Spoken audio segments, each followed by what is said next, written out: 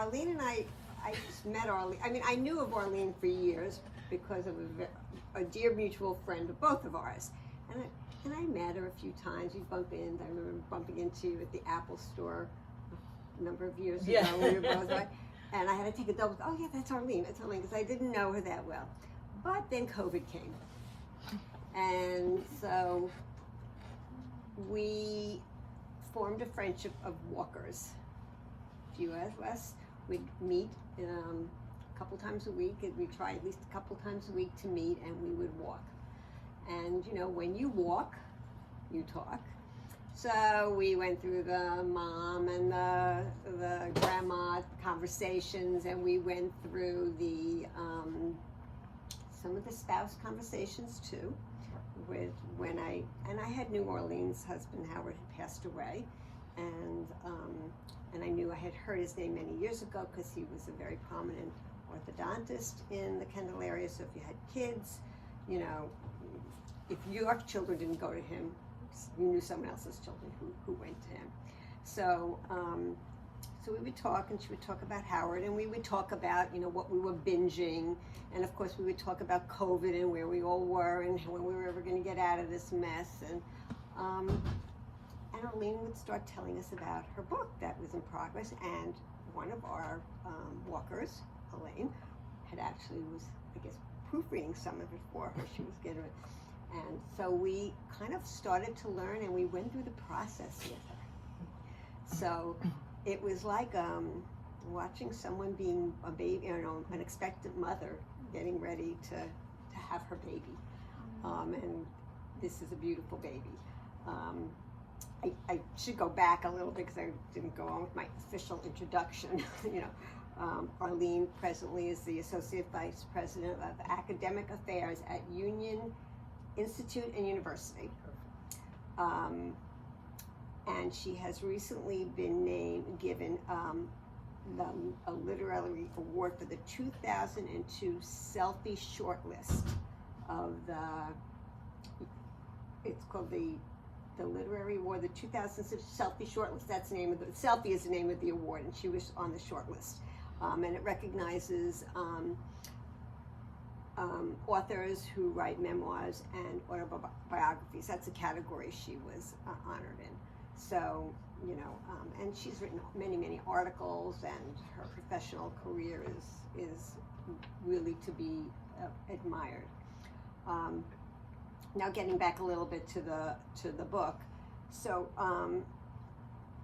as we were talking about the book, we kind of watched it evolve, and then the book came out. And, you know, thank God my husband is alive, but, you know, I've had a loss, someone dear to our family in just the last 2 years. And so although it is about spouses, it's really, I think, everybody can pull something out of it. But the beauty of it is not just the love story that she had with Howard, which she definitely, when you read it, you know there was a beautiful, beautiful love story there. But the fact that Arlene was able to go out and interview these other women and help them move forward and learn about their experiences and how they move forward, and just create this kind of sisterhood of women who were experiencing the same things but in a different way. And I'm sure Arlene is going to differentiate, because when you think about losing somebody, you may think about moving on, but it's not about moving on, it's about moving forward. And I think that Arlene has really captured that, and potentially will help so many other people through this book. Even as I said, even if you haven't lost somebody, but if you're supporting someone who has lost somebody. And, you know, unfortunately one day we all will be in that situation at some point. So I'm now going to give it over to Arlene. The glasses come on immediately. It's nice to see all of you, and thank you so much for coming, and thank you, Faye, for that, and for facilitating everything. And many of the people in this audience were really part of this journey. Just to listen to me when you walk for over an hour, they deserve a medal. But I think a good way to begin, basically, would be you know, you hear about the term now, moving forward, and if you just look the book, you see other books moving forward. But I was very clear to say this is moving forward because it's the widow's journey, and that is my journey. I think it would be helpful to know the story, basically, of how this became the title. And what happened is I work for an online university that's based in Cincinnati, Ohio. So all the faculty and the staff and the leaders come from all over the country. And so we gather together several times a year, or we did till 2 years ago. We gather together so that we can meet and, you know, work really more than you do. So I have a male friend who's also a colleague. And whenever we gathered, because we had very similar philosophies and social justice issues and whatever, and although we argue all the time, he's a colleague, and so he knew what I had lost and what went on. And every time I came in, he would take me to another restaurant to take me out. We would have a lovely conversation, and he had a girlfriend, so I was okay. In any case, one time when we went out, it was about 1.5 years after Howard died, we went out and he said, I picked a French restaurant for you and you're going to be happy because it's got the ambiance and it's got the French food and you're going to love it. And I said, oh, goody, goody, you know, I'm in. And so off we go to this restaurant. And two things people tell you, and they don't mean anything bad. They're trying to help you. But people will say to you, it may be time to move on. The other thing they say is, you might want to sell your house, and if you have a little house, move into an apartment. If you have a big house, what do you need? The expense and the work. And those two things really are received very poorly by widows. Let me tell you, that is not what you want to hear. But that's what people say because they don't know what else to say, and they want to help you. If any of you remember Linda Blair and The Exorcist, do you remember when the speds? But that's what you want to do to people. You want to spin their head around when they start telling you this. But you have to be nice and receive. So I'm sitting there at this lovely French restaurant, with this lovely meal, and he eats very similar to me. So what we do is we share many courses, as opposed to ordering one plate where you're full between a bread and maybe a glass of wine, and one plate you're full. But we order several courses, and we do that so that we can share and eat lots of different food, so it's good. So we go, hello, hello, hello, hello, nice to see you. So we go and we order our food, and one of the courses is a meat. He eats meat, and I eat meat, not often, but we eat some meat. So one of these courses is meat. And we're sitting there, and he says, you know, Arlene, I wanted to have a conversation with you. And I said, okay. He said, I really wanted to talk to you because it may be time for you to move on. And I say, okay, what does that mean? And he says, well, it's now a point where if you move on, you can maybe open your heart to other people and form relationships. Maybe you even want to move on by, you know, getting out of that big house where you have a lot of responsibility and work. And I'm like baseball, 3 strikes and you're out. I'm sitting there and I'm going, this is not working for me. And I love this, he's a lovely man. And I look to my right and there's cutlery. And one of it, if you go and you're gonna, I swear this is true, if you're gonna go and you're gonna order meat in a lovely restaurant, they give you the steak knife. Those of you who know me, you know exactly what's coming. And the steak knife has this very nice wooden handle. You know, they're all used a little, it's nice, and it has the serrated edge. And I'm looking there, and he goes, with the third time, and something, I said, you know, let me explain something to you. If you say move on one more time, I am going to pick up the knife and I'm going to lunge across the table. And he's a very peaceful, sensitive, spiritual guy. And he's so he sits there and he looks down and he says, well, Arlene, maybe we should just think of it in slightly different terms. Maybe you can't move on. Because for me, moving on was leaving Howard somewhere. And I was not about to leave Howard anyway. So he said, maybe you never will be able to move on, but I'll bet you can move forward. And with that, it's not that I never heard the term, the light bulb went off, the chills go in the body, and I go, oh, that's something I've done my whole life. I've moved forward. I can do that. And that became this. And this wasn't written for several years, but at that year and a half, I said, oh, that I can do, that I can do. So I got through the meal, he understood, and he gave me the words moving forward. And with that in mind, I'll tell you a story and then I'll read a little bit to you. If you've heard enough reading, just go like this. Stop. It's not a big deal. So anyway, the best way I can describe the process of moving forward after losing someone so close to you is by comparing the process to a train ride. When you envision a train, you can picture a long line of separate compartments. And life moves forward from the last compartment to the first compartment.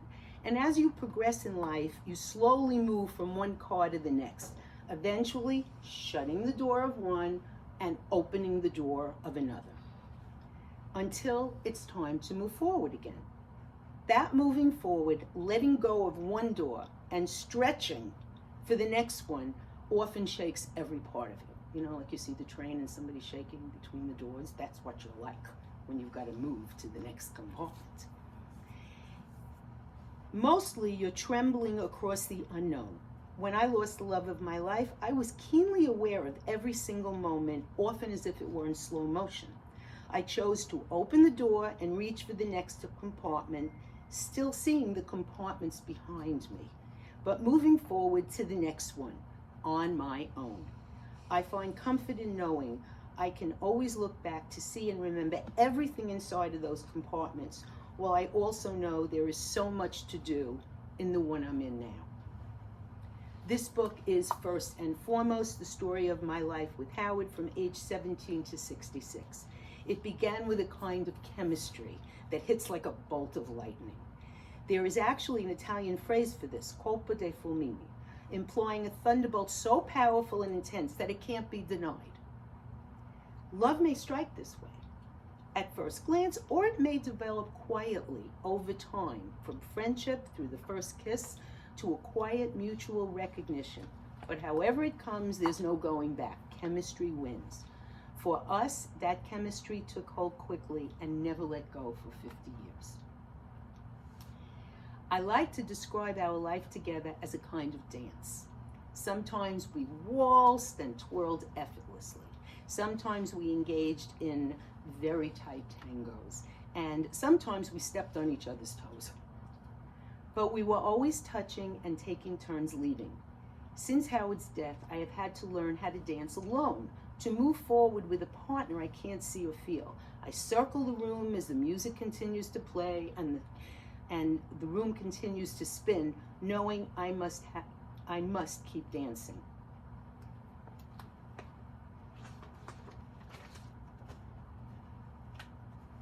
I believe this book had a life of its own, and it still does. After about 3 years, there were 3 women. And those 3 women who didn't know each other, never met each other, one told me after 3 years in August, one in September, and one in October, said to me, you know, Arlene, you have a process and you should write this down. And I said, what process? I don't have a process.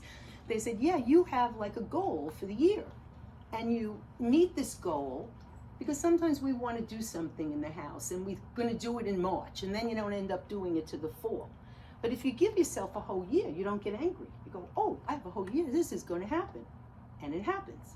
So in year 1, I had to repair things because Howard was sick and I couldn't do anything when he was sick. In year 2, I said, oh, papers. I guess I better put the house in my name. I have to do a will. I have to change banks. So I did all that in year 2. And these women at the end of year 3 each said to me, you need to do this. I said, you need to write this. And I said, I don't think so. That's not going to happen. And then at the end of year 4, the same thing happened. I saw the same 3 women, August, September, October. We had the same conversation. And then at the end of year 4, I went to my hairdresser, who happens to be sitting in the And what do you do when you're at your hairdresser's and you need dye on your head for 32 minutes? You talk to them.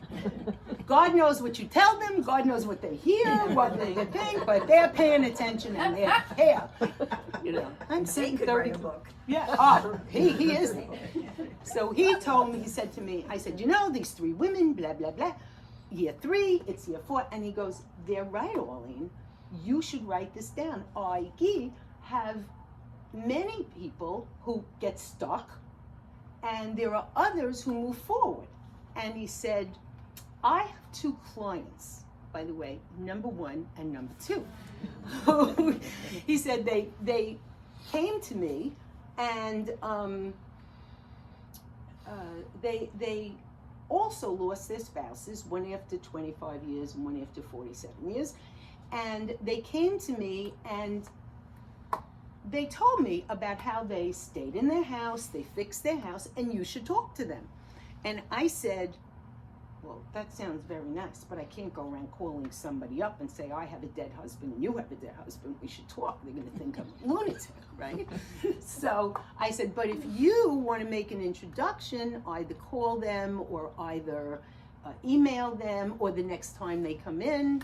He said, no, you should write this and you should talk to these 2 women. So I said, okie dokie.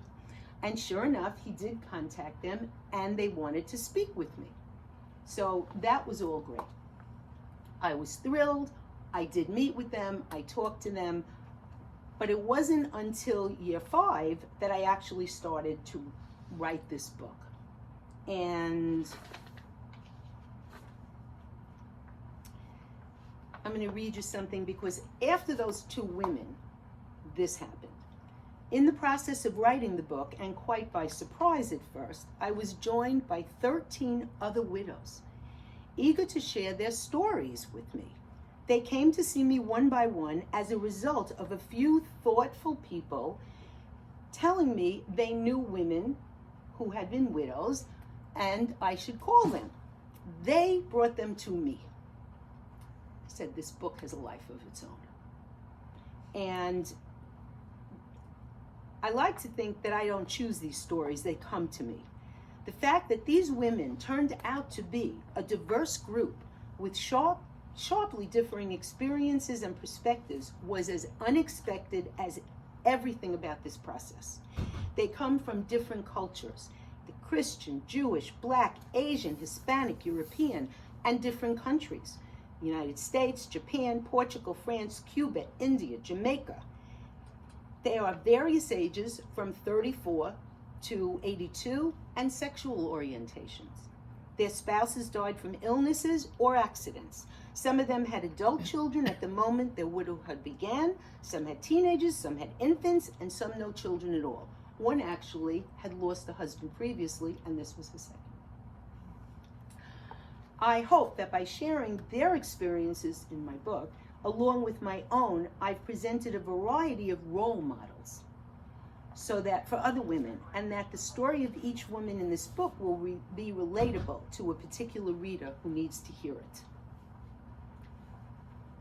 We've all gone through the process of moving forward after being widowed, and we have all talked about that process very frankly. These women have become my heroes. Those of you who went through this with me and spoke with me, you are my heroes.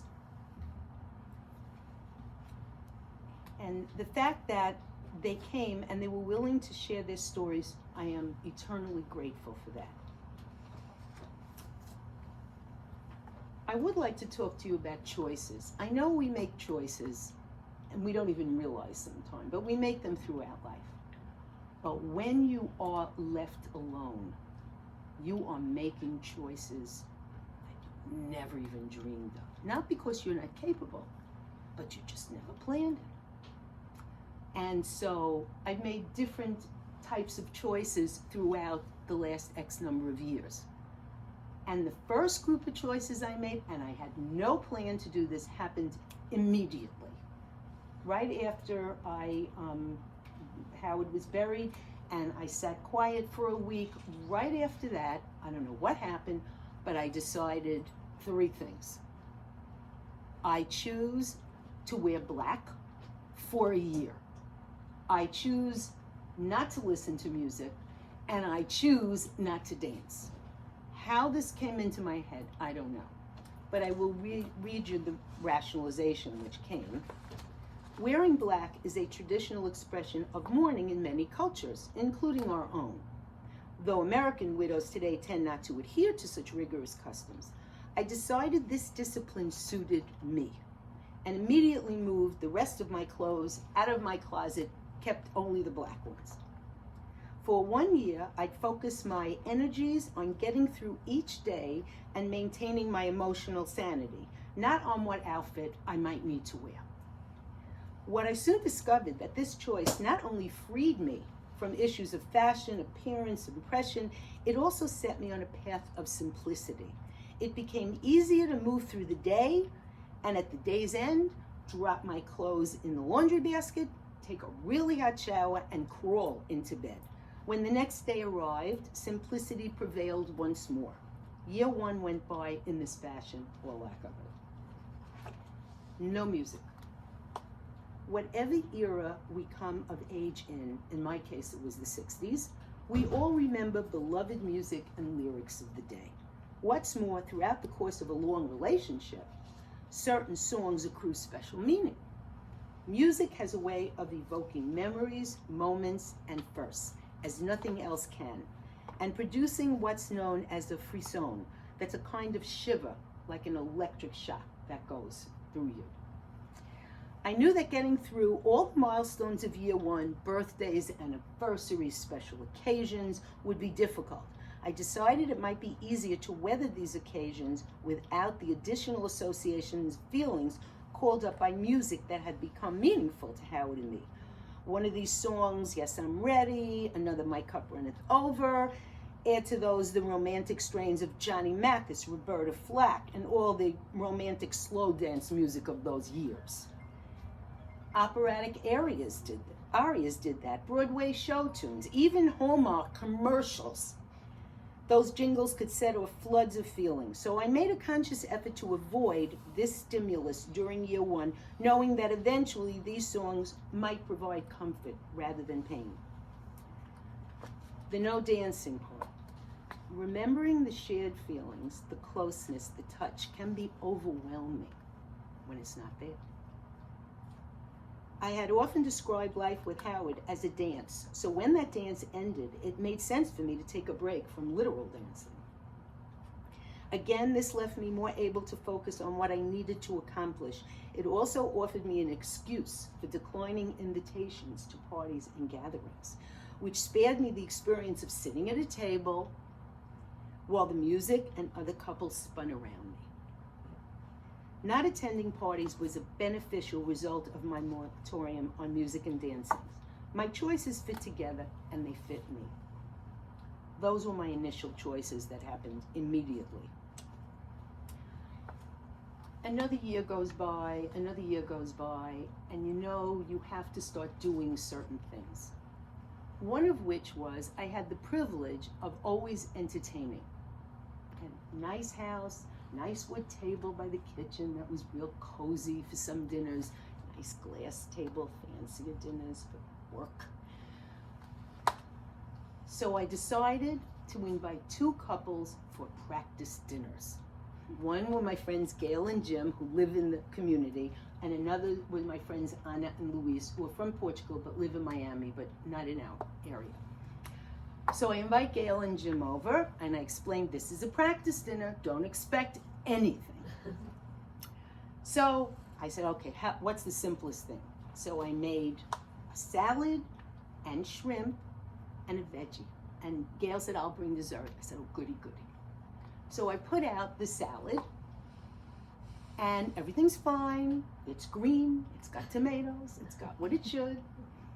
I put out the salad, And we finish, and so I say, okay, I'm gonna take 2 plates, because there were 3, and Gail got up and picked up the other plate.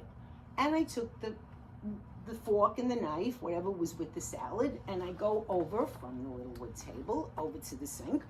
And when I go over there, Gail follows with the other plate. And I said, how am I doing? She said, Arlene, you're doing great. I said, oh, goody, goody. She said, there's only one thing. I said, oh, God.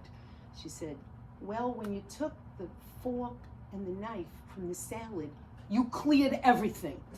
You took the forks and knives from dinner, you took the coffee spoons, you took the dessert spoons, you took the napkins. She said, it would be good if you gave it back to us. Okay, so I knew right away that was a practice, it did work. Then I have the Condis, Anna and Luis. A month later, I got this down. I know to leave the silverware. I got it. So we go, and I made the same meal though, because I knew how to do this and I knew it worked. Same salad, we have the salad.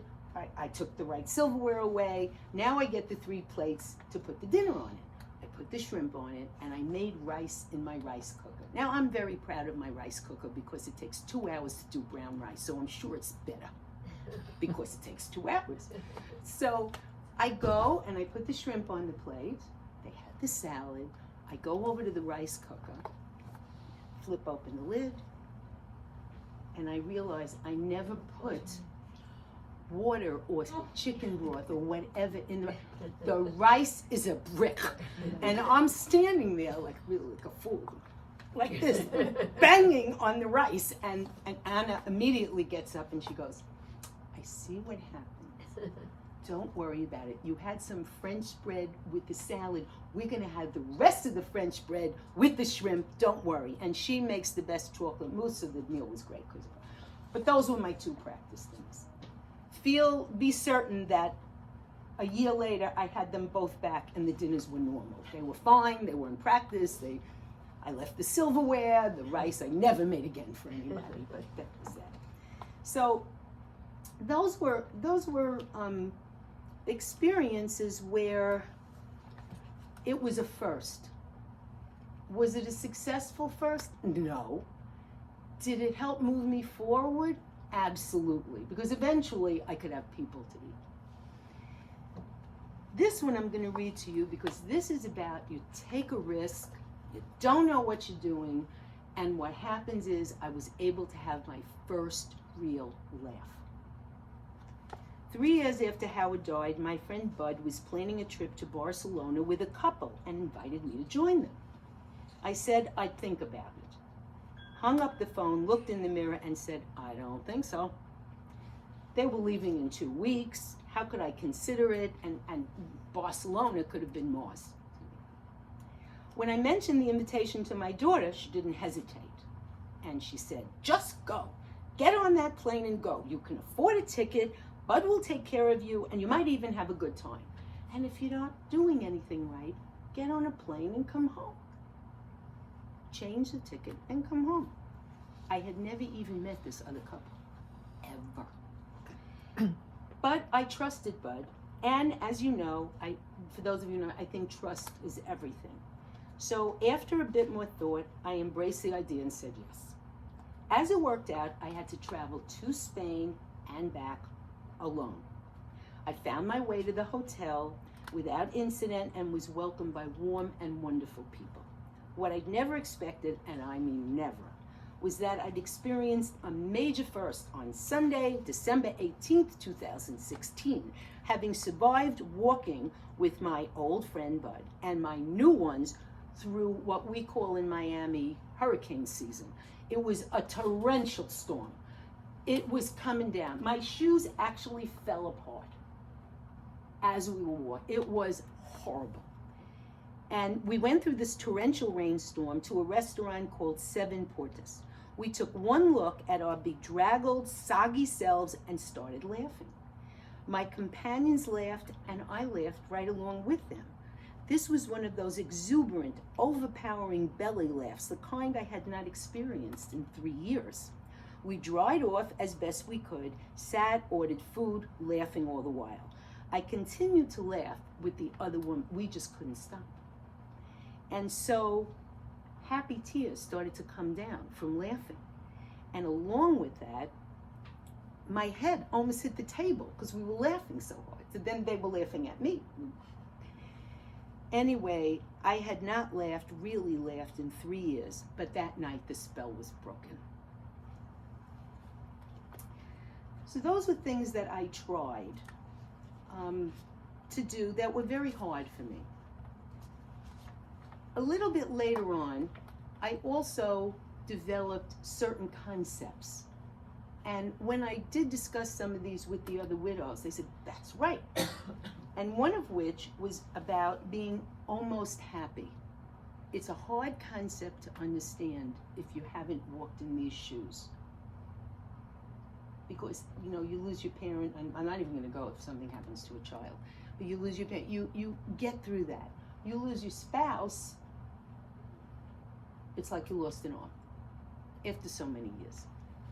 So 5 years after Howard's death, I began to feel happiness again. Within limits, I guess you could say I was almost happy. The return of joy surprised me, but I knew it was real. At times, I'd catch myself singing or whistling around the house, but then something would remind me of Howard and I'd fall back into sad reverie. I came to understand that being almost happy was a balancing act that would probably continue for a very long time. I decided that being almost happy might be good enough.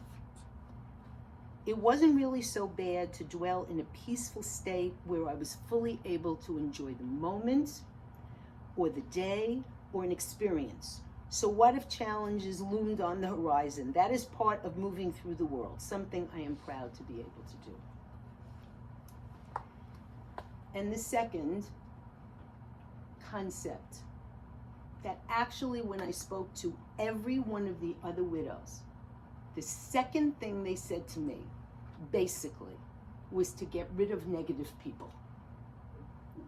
So there's a way to look at this where it's not a bad thing to say, where some people no longer fit. So this may be hard to fathom when you have experienced a loss, but you may not need all the friends you get. What I'm trying to say is that your life just changed profoundly, and there may be some perfectly lovely or not so lovely people in it who no longer fit. It's not their fault, it's not your fault. As your needs change, as you change, there will be some collateral loss. The first people to let go of are those who are negative by their very nature. When you had a partner, perhaps this negativity didn't affect you so much. We tend to be more tolerant of our friends' quirks when we have a partner to lean on. But after a loss as profound as a spouse's death, we are already fighting against the clouds that surround us.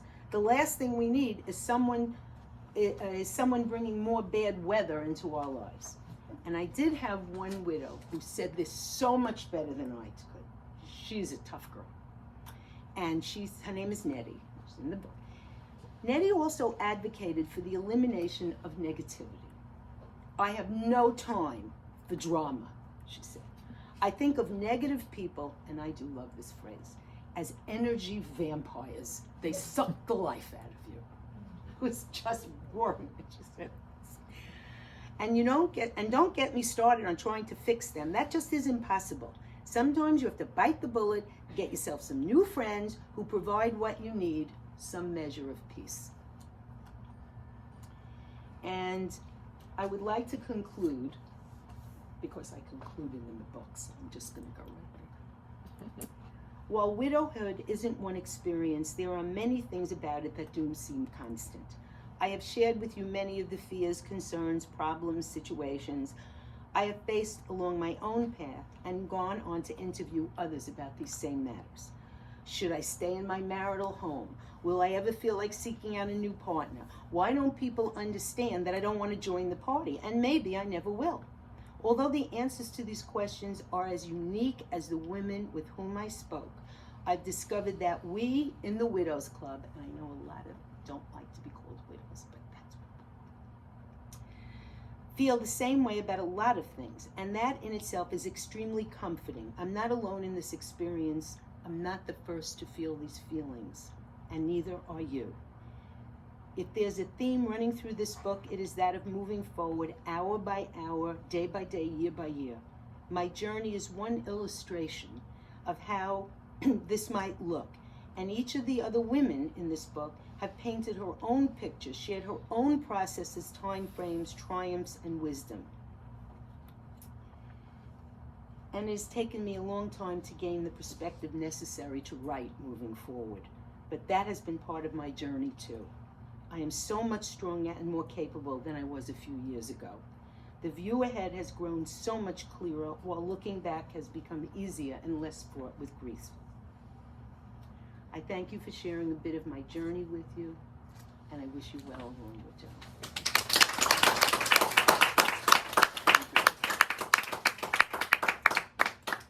And that's all she wrote. If you have a book, I'll be glad to sign